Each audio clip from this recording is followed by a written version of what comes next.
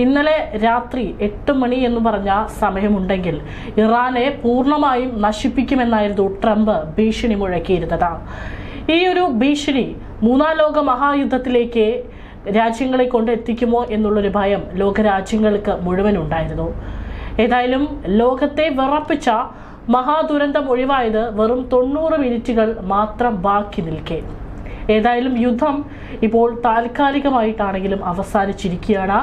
ഒരു സമാധാനത്തിൻ്റെ ചെറിയൊരു നീക്കം ആ മേഖലകളിൽ കാണാനായിട്ട് സാധിക്കും.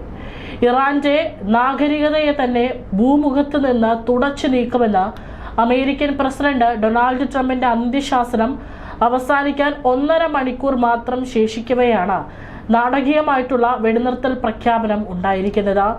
പലപ്പോഴും ഇത്തരത്തിലുള്ള വാഗ്ദാനങ്ങൾ നൽകുകയും പിന്നീട് അതൊക്കെ തന്നെ അവസാന നിമിഷം പിൻവലിക്കുകയും ചെയ്യുന്നത് ട്രംപിന്റെ ഒരു രീതിയാണ്. ഇവിടെയും അത് തന്നെയാണ് സംഭവിച്ചത്. ഏതായാലും താൽക്കാലികത്തേക്കാണെങ്കിലും ഒരു ആശ്വാസമാണ് ഇപ്പോൾ പശ്ചിമേഷ്യയിൽ നിന്ന് കാണാനായിട്ട് സാധിക്കുന്നത്.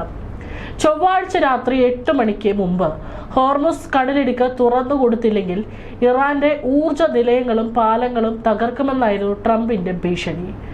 ചൈനയുടെയും മറ്റും ശക്തമായ ഇടപെടലുകൾക്കൊടുവിൽ ഇറാൻ 10 സമാധാന പദ്ധതി സമർപ്പിച്ചതോടെ ട്രംപ് സൈനിക നീക്കം 2 ആഴ്ചത്തേക്ക് നിർത്തിവെക്കാൻ ഉത്തരവിടുകയായിരുന്നു.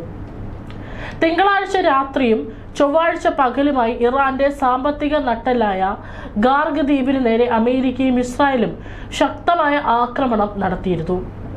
ഇതിന് പിന്നാലെയാണ് ഒരു നാഗരികത മുഴുവൻ ഇന്ന് രാത്രി മരിക്കുമെന്ന പ്രകോപനപരമായ സന്ദേശം ട്രംപ് പങ്കുവച്ചത്.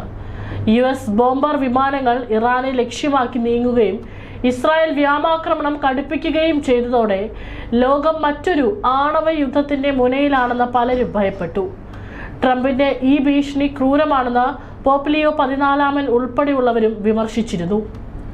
ഒടുവിൽ രാത്രി 11:32 ട്രംപ് തന്റെ തീരുമാനം മാറ്റിയത്. ഇറാൻ മുന്നോട്ട് വെച്ച സമാധാന നിർദ്ദേശങ്ങൾ ചർച്ചകൾക്ക് അനുയോജ്യമാണെന്നും അതിനാൽ 2 ആഴ്ചത്തേക്ക് ആക്രമണം ഒഴിവാക്കാമെന്നാണ് അദ്ദേഹം അറിയിച്ചത്. ഇറാൻ മുന്നോട്ട് വെച്ച പ്രധാനപ്പെട്ട 10 നിർദ്ദേശങ്ങൾ, അതായത് താൽക്കാലികമായിട്ടാണെങ്കിലും വെടിനിർത്തൽ നിലവിൽ വരാനുള്ള 10 നിർദ്ദേശങ്ങൾ ഇവയൊക്കെയാണ്. യുറേനിയം സമ്പുഷ്ടീകരണം. ഇറാന്റെ ആണവ പദ്ധതിയുടെ ഭാഗമായുള്ള യുറേനിയം സമ്പുഷ്ടീകരണം തുടരാൻ അമേരിക്ക സമ്മതിക്കണം. 1. ഉപരോധങ്ങൾ പിൻവലിക്കണം. ഇറാന്റെ മേലുള്ള പ്രാഥമികവും ദ്വിതീയവുമായ എല്ലാ സാമ്പത്തിക ഉപരോധങ്ങളും പൂർണ്ണമായും നീക്കം ചെയ്യണം. അമേരിക്കൻ സേനയുടെ പിന്മാറ്റം. ഗൾഫ് മേഖലയിലെ സൈനിക താവളങ്ങളിൽ നിന്ന് അമേരിക്കൻ സൈന്യം പൂർണ്ണമായും പിന്മാറണം. ഹോർമുസ് കടലിടുക്കിന്റെ നിയന്ത്രണം. ലോകത്തെ പ്രധാന എണ്ണക്കടത്ത് പാതയായ ഹോർമുസ് കടലിടുക്കിന്മേൽ ഇറാന്റെ സൈനിക നിയന്ത്രണവും മേൽനോട്ടവും അംഗീകരിക്കണം. ഹിസ്ബുള്ളയെ സംരക്ഷിക്കണം. ലെബനനിലെ ഹിസ്ബുള്ള ഉൾപ്പെടെയുള്ള ഇറാന്റെ സഖ്യകക്ഷികൾക്കെതിരായ ഇസ്രായേലിന്റെയും അമേരിക്കയുടെയും ആക്രമണങ്ങൾ അവസാനിപ്പിക്കണം. നഷ്ടപരിഹാരം. ഉപരോധങ്ങൾ മൂലമുണ്ടായ സാമ്പത്തിക തകർച്ചയ്ക്കും യുദ്ധക്കെടുതികൾക്കും അമേരിക്ക നഷ്ടപരിഹാരം നൽകണം. ഇത് നേരിട്ടുള്ള പണമായോ അടിസ്ഥാന സൗകര്യ വികസനത്തിനുള്ള സഹായമായോ വേണം. മരവിപ്പിച്ച ആസ്തികൾ. വിദേശ ബാങ്കുകളിൽ മരവിപ്പിക്കപ്പെട്ട ഇറാന്റെ എല്ലാ സാമ്പത്തിക ആസ്തികളും ഉടൻ വിട്ടു നൽകണം. സുരക്ഷാ ഗ്യാരണ്ടി. ഭാവിയിൽ ഇറാന്റെ ഭൂപ്രദേശത്തിന് നേരെ യാതൊരുവിധ സൈനിക ആക്രമണങ്ങളും ഉണ്ടാവില്ലെന്ന് അമേരിക്ക ഉറപ്പു നൽകണം. കടത്ത് ഫീസ്.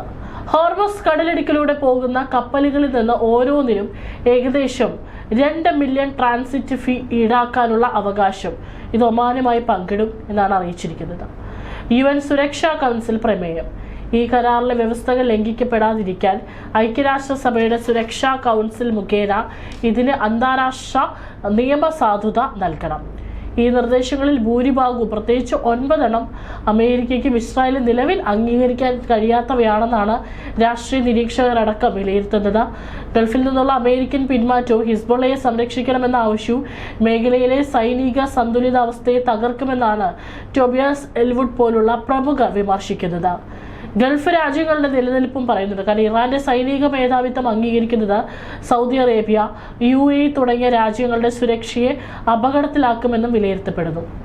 ട്രംപിന്റെ വെടിനിർത്തൽ പ്രഖ്യാപനം അമേരിക്കയുടെ നാണം കെട്ട പിന്മാറ്റമാണെന്നും ഇറാന്റെ കടുത്ത ഉപാധികൾക്ക് മുന്നിൽ കീഴടങ്ങലാണെന്നും വിമർശനമുണ്ട്. ഇറാന്റെ പുതിയ പരമോന്നത നേതാവ് അയത്തുള്ള മുജ്തബ ഖമേനി ഈ കരാറിനെ പച്ചക്കൊടി കാട്ടിയതോടെ സംഘർഷത്തിന് താൽക്കാലിക ശമനമായി.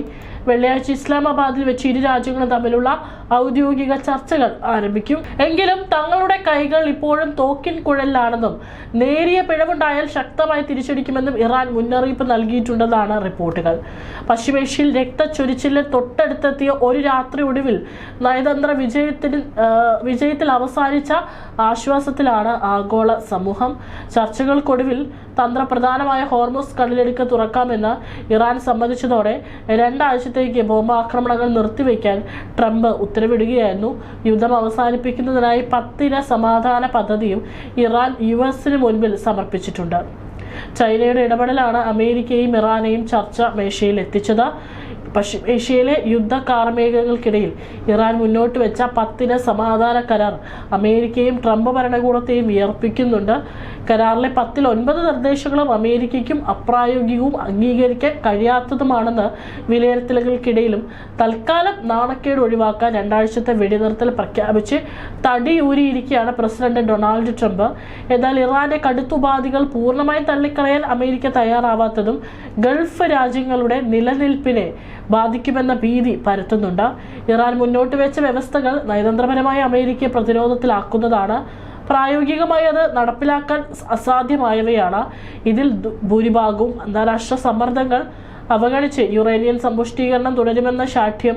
പതിറ്റാണ്ടുകളായി പശ്ചിമേഷ്യയിൽ അമേരിക്ക പുലർത്തുന്ന സൈനിക മേധാവിത്വം അവസാനിപ്പിച്ച് ഗൾഫ് രാജ്യങ്ങളിൽ നിന്ന് സേനയെ പിൻവലിക്കണമെന്ന ആവശ്യം. ഹിസ്ബുള്ള ഉൾപ്പെടെയുള്ള ഇറാൻ അനുകൂല സായുധ ഗ്രൂപ്പുകൾക്കെതിരായിട്ടുള്ള അവരെ നീക്കങ്ങളിൽ നിന്ന് അമേരിക്ക പിന്മാറണം തുടങ്ങിയിട്ടുള്ള കാര്യങ്ങളൊക്കെ തന്നെ അമേരിക്കയ്ക്ക് അംഗീകരിക്കാൻ സാധിക്കാത്തതാണത് ഏത് കൊച്ചുകുട്ടിക്ക് പോലും അറിയാവുന്നതാണ്. ഏതായാലും ഇറാന്റെ കടുത്ത ഉപാധികൾക്ക് മുന്നിൽ അമേരിക്ക ഇത്രയെങ്കിലും അയഞ്ഞതാണ് ആഗോളതലത്തിൽ രാജ്യത്തിന്റെ സ്വാധീനത്തിന് ഇപ്പോൾ മങ്ങലേൽപ്പിച്ചിരിക്കുന്നത്. അമേരിക്ക ഇറാന്റെ വ്യവസ്ഥകൾക്ക് ഭാഗികമായെങ്കിലും വഴങ്ങിയാൽ അത് ഗൾഫ് മേഖലയിലെ സമാധാന അന്തരീക്ഷത്തെ തകർക്കുമെന്ന ഒരു ഭയം നിലനിൽക്കുന്നുണ്ട്. അമേരിക്കയുടെ ഈ ഒരു ചുവടുമാറ്റം തങ്ങളെ ഒറ്റപ്പെടുത്തുമോ എന്ന ആശങ്കയിലാണ് ഗൾഫ് രാജ്യങ്ങൾ. പുതിയ പ്രതിരോധ സഖ്യങ്ങളെ കുറിച്ച് ആലോചിച്ചു തുടങ്ങിയിട്ടുണ്ട്. ചുരുക്കത്തിൽ ഇറാന്റെ നിബന്ധനകൾ അംഗീകരിക്കാൻ കഴിയില്ലെന്ന് പറയുന്നതിനൊപ്പം തന്നെ വെടിനിർത്തലിലൂടെ ഒരു കരാറിലേക്ക് വാതിൽ തുറന്നിടുന്നത് ട്രംപിനെ രാഷ്ട്രീയ നിലനിൽപ്പിന് വേണ്ടിയുള്ള നാണംകെട്ട കളിയായാണ് വിലയിരുത്തപ്പെടുന്നത്. ഏതായാലും ഇപ്പോൾ താൽക്കാലികമായിട്ടാണെങ്കിലും ഒരു സമാധാനം പശ്ചിമേഷ്യയിൽ വന്നിരിക്കുകയാണ്.